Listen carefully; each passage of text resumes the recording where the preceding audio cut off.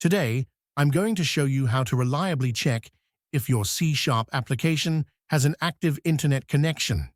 Checking connectivity seems straightforward, but doing it incorrectly can give misleading results. First, let's look at a common yet unreliable method using ping. I'll run this quick example that tries to ping google.com.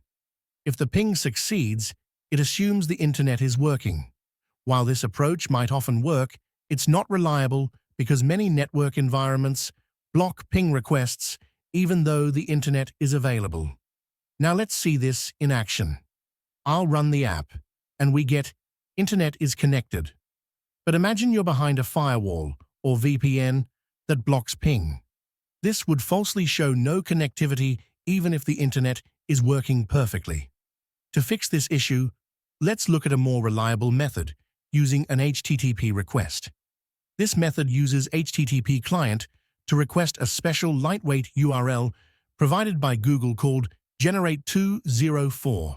It quickly and reliably tells you if your connection is live without downloading unnecessary data. Let's run our second example.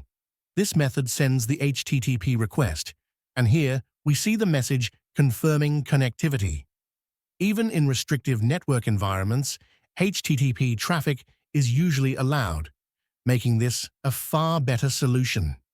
In summary, always prefer using HTTP checks instead of ping to ensure your application's internet connectivity checks are accurate and reliable.